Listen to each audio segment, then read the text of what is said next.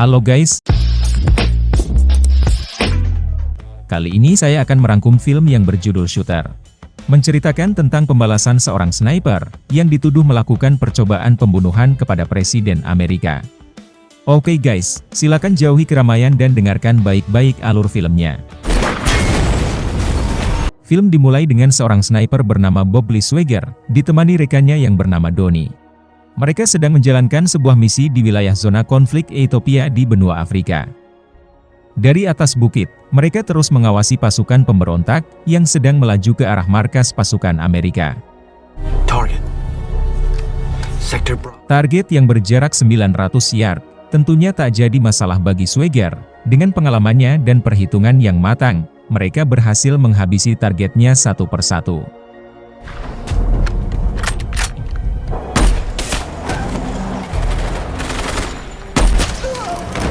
Ternyata, musuh membawa pasukan yang lebih banyak untuk menghabisi mereka berdua.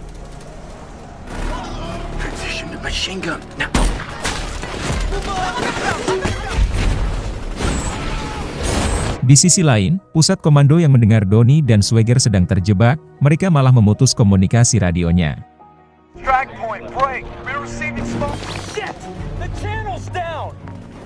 Tak berselang lama, mereka melihat kedatangan helikopter. Swagger dan Donnie merasa heran, karena dalam laporan intelijen, pasukan musuh tidak ada dukungan udara. Donnie menyarankan segera mundur dan melarikan diri, namun Swagger tetap ingin meledakkan heli tersebut. Nasib sial menimpa mereka, saat helikopter menghujani tembakan yang mengakibatkan Donnie tewas.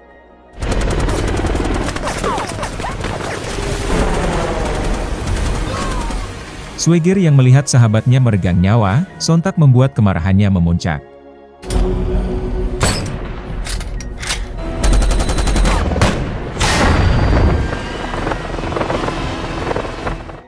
Setelah peristiwa yang menewaskan sahabatnya, Swagger memutuskan untuk pensiun. Kini Swagger menjalani hidup tenang di pegunungan, hari-harinya ditemani seekor anjing yang setia bernama Baron.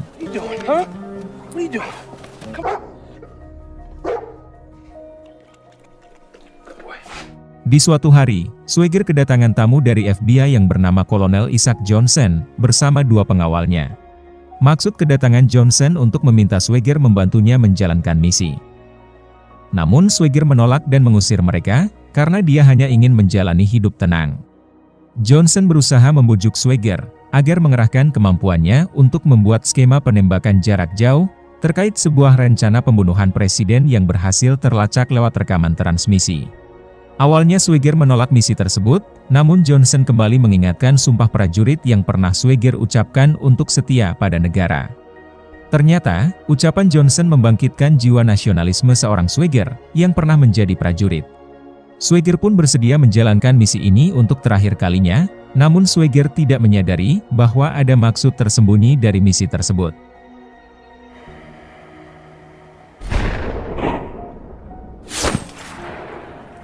Swagger kemudian berangkat untuk melakukan survei di 3 kota yang akan dikunjungi presiden, yaitu kota Baltimore, Philadelphia dan Washington DC. Di sana Swagger mulai mengamati letak kamera pengintai, suhu udara, kecepatan angin, kelembaban dan jarak tembak. Dari hasil analisanya Swagger menyimpulkan, bahwa kota Philadelphia adalah lokasi yang sangat mungkin presiden akan dibunuh.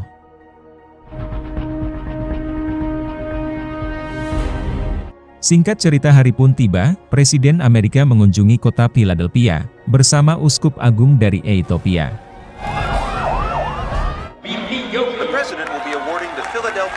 Swagger kemudian dibawa Johnson ke dalam sebuah gedung, dan diperkenalkan seorang polisi bernama Udin yang akan membantu Swagger. Dari gedung itu, Swagger mulai memantau acara presiden dengan sangat cermat dan teliti. Saat presiden akan berpidato, ada sniper yang akan menembak presiden. Ketika Swagger sedang memantau acara tersebut, Swagger menghitung kelembaban dan kecepatan angin, bahwa kemungkinan terburuk akan segera terjadi.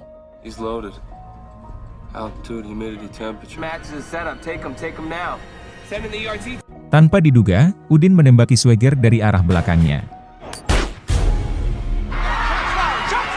Karena tembakan itu, membuat semua orang panik berhamburan. Kemudian Sweger menjatuhkan diri dari gedung, untuk menghindari serangan Udin yang terus menembakinya. Namun Sweger sudah terkena tembakan di bahu dan pahanya, dan berhasil menyelamatkan diri. Kejadian tersebut membuat Sweger menyadari, kalau dirinya telah dijebak dalam sebuah konspirasi rencana pembunuhan presiden. Dan ternyata, si Udin adalah bagian komplotan dari jebakan tersebut atas suruhan Johnson. Di dalam gedung, mereka membuat skenario seolah-olah Sweger adalah pelaku penembakan, dengan memasang senapan milik Sweger ke arah presiden berada.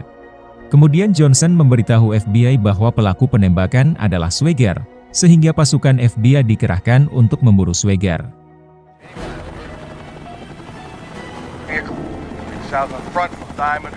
Sementara Sweger menghampiri seorang agen FBI yang bernama Nick Memphis, dia telah mendapatkan informasi kalau Sweger adalah pelaku penembakan.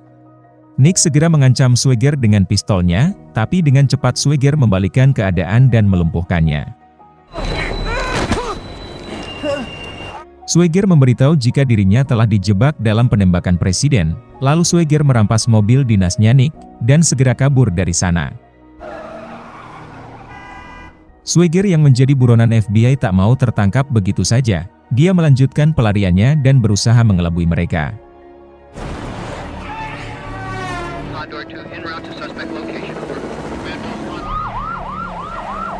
Saat Sweger sudah terkepung dan dia berhasil melarikan diri dengan menceburkan mobil ke sungai.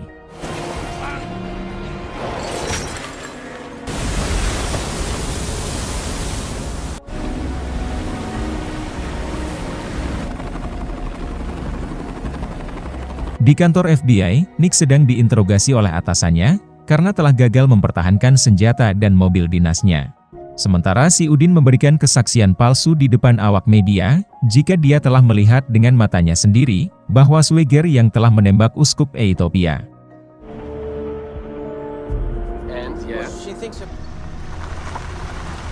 Di sisi lain, Sweger mendatangi rumah istrinya Doni yang bernama Sarah, untuk bersembunyi di rumahnya. Awalnya Sarah menolak, karena dia tak mau terlibat dalam persembunyian Sweger yang sekarang menjadi buronan. Namun Sweger terus memohon bantuan pada Sarah, karena dia tak tahu lagi harus pergi kemana. Sweger berusaha meyakinkan Sarah, kalau dirinya telah dijebak oleh mafia pemerintah, dan akhirnya Sarah mengizinkan Sweger bersembunyi di rumahnya. Malam harinya, Sarah mengobati luka Sweger karena serangan si Udin. Scene beralih di kantor FBI, terlihat Nick sedang menyelidiki kasus penembakan tersebut. Dari hasil penyelidikannya, Nick berasumsi bahwa Sweger bukan pelakunya, dan Nick mulai menyadari kalau Sweger benar-benar telah dijebak. Penyelidikan Nick masih berlanjut di TKP, di sana Nick menemukan banyak kejanggalan, mulai dari tembakan presiden yang meleset, dan kesaksian palsu dari Udin yang melihat senapan Sweger keluar dari gedung. Lalu Nick berniat menginterogasi Udin, namun temannya memberitahu kalau si Udin telah tewas ditembak sama anak buah Johnson. Di sisi lain, Johnson juga telah mengetahui Nick secara diam-diam menyelidiki kasus penembakan itu, dia lalu menyuruh anak buahnya segera menangkap Nick.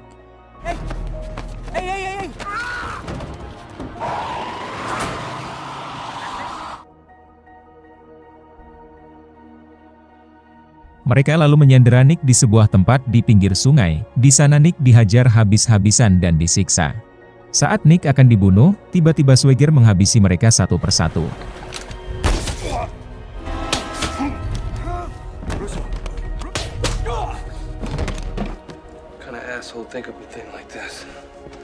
Sweger menyatakan perlawanan dan akan membongkar konspirasi FBI, terkait penembakan uskup Ethiopia yang menjebak dirinya.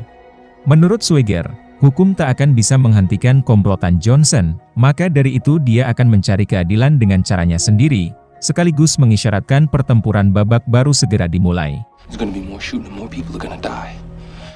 Setelah diselamatkan nyawanya, Nick memutuskan mau bergabung bersama Sweger. Mereka berdua lalu menuju sebuah daerah bagian Tennessee, untuk menemui seorang legenda sniper yang dikenal paling hebat. Mereka membicarakan mengenai senapan dan peluru yang digunakan dalam sebuah konspirasi yang melibatkan para penembak jitu. Dengan pengalamannya, Orang tua itu lalu menyebutkan ciri-ciri sniper yang menembak Uskup. Dia adalah seorang penembak jitu yang menggunakan kursi roda. Mendengar hal itu, Swagger mengetahui bahwa pelaku penembakan Uskup bernama Michael. You're wrong. What? I met the son of a bitch. Nick lalu meminta bantuan temannya untuk menemukan keberadaan Michael, dan temannya mengatakan kalau Michael sekarang berada di Virginia. Di sisi lain, Johnson yang mulai resah menyuruh anak buahnya menculik Sarah, untuk memancing Swagger keluar dari persembunyiannya. Swagger dan Nick sedang mengintai sebuah rumah yang diduga kediaman Michael. Setelah melakukan pengintaian, mereka mulai mengatur strategi untuk menangkap Michael, yang dijaga ketat oleh pasukan FBI. Kemudian Swagger membuat peledak dan melatih Nick menjadi seorang sniper handal.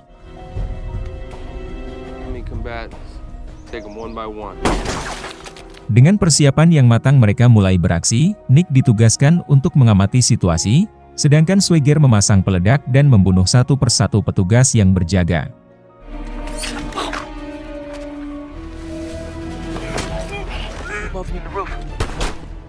Akhirnya Swagger berhasil masuk ke dalam rumah untuk menemui Michael.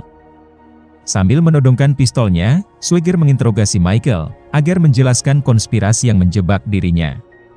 Michael mengatakan, bahwa Johnson dan komplotannya telah melakukan pembantaian dan pengusiran terhadap penduduk di Ethiopia, atas perintah senator bernama Charles dari Montana, tujuannya agar mereka bisa membangun bisnis perminyakan di sana. Mereka khawatir, jika Uskup Ethiopia membocorkan kejahatan mereka kepada Presiden Amerika. Michael juga memberitahu Swagger, kalau Sarah telah diculik sama komplotan Johnson. Setelah membocorkan informasi itu, Michael mengakhiri perbincangan dengan bunuh diri, dan beruntungnya Swagger berhasil merekam percakapan mereka. Sementara di luar, pasukan elit utusan Johnson telah datang untuk menangkap Swagger, namun mereka telah masuk jebakan yang telah Swagger pasang sebelumnya.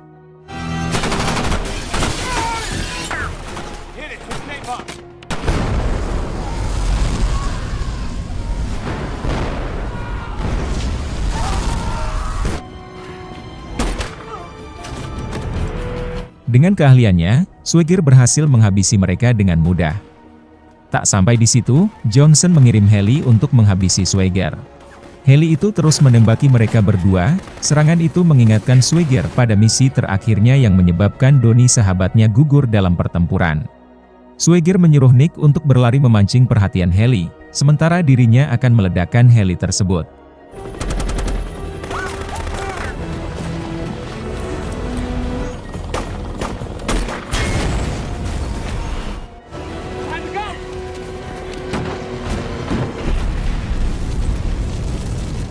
Kemudian Swagger menelepon Johnson untuk berunding, karena dia memiliki rekaman tentang kejahatan Johnson untuk membebaskan Sarah. Setelah disepakati, mereka akan bertemu di sebuah pegunungan.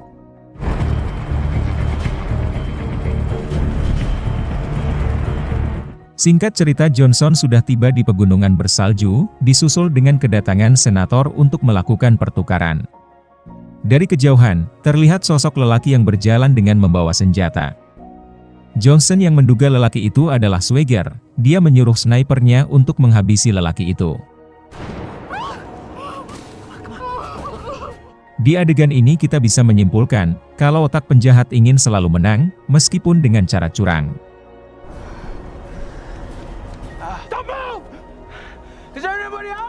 Ternyata, Swagger sudah mengantisipasi akal bulus mereka.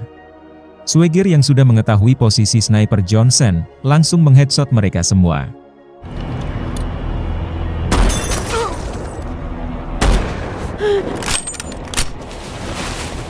Situasi ini membuat anak buah Johnson frustasi, dan menantang Swagger untuk menghadapinya.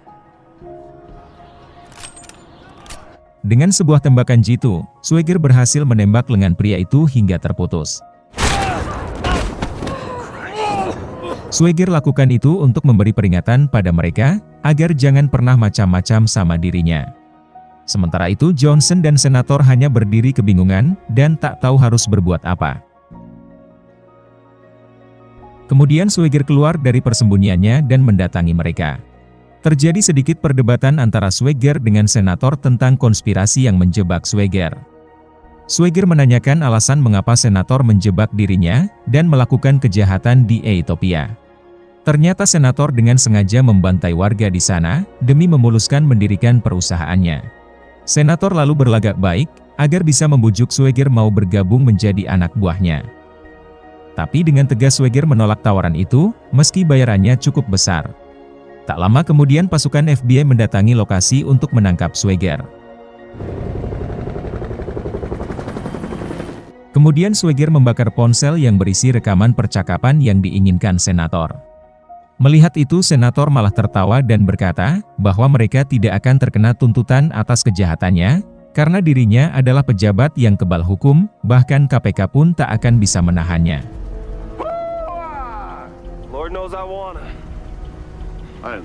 Sebelum pergi, Johnson dengan sombongnya menghina Sweger. Akhirnya Sweger dan Nick menyerahkan diri kepada pasukan FBI. Kemudian Sweger menjalani persidangan terkait percobaan pembunuhan presiden. Sweger yang merasa dijebak, meminta waktu untuk melakukan pembelaan dan menjelaskan apa yang sebenarnya terjadi. Hakim dan jaksa mengabulkan permintaan Sweger berbicara, untuk membuktikan bahwa dirinya tidak bersalah. Sergeant, you've got 5 minutes. Di sini Sweger mengakui jika senjata yang ada di depannya adalah miliknya. Kemudian Sweger memasukkan peluru dan menodongkan senjatanya ke arah Nick dan Johnson, sehingga membuat semua orang terkejut.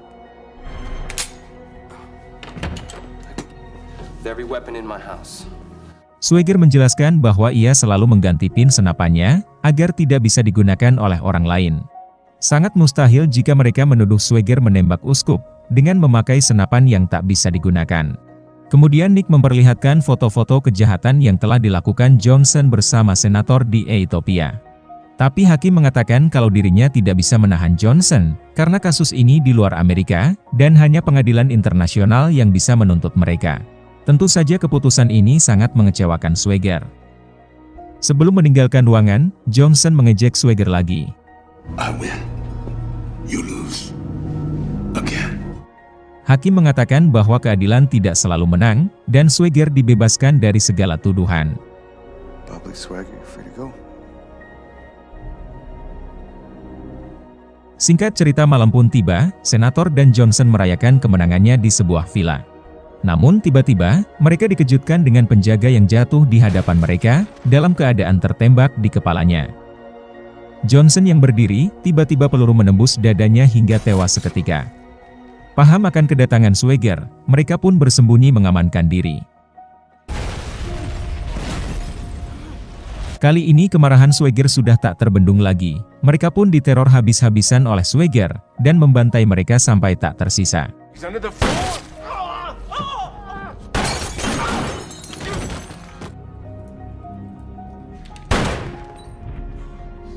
Senator. Exactly. Sebelum pergi, Sweger mematahkan sebuah instalasi saluran pipa gas, sehingga membuat villa itu terbakar, dan film pun berakhir. Jika Anda suka dengan konten ini, silahkan tekan tombol like, subscribe dan aktifkan loncengnya. Kalau sudah saya ucapkan terima kasih. Sampai jumpa di video selanjutnya.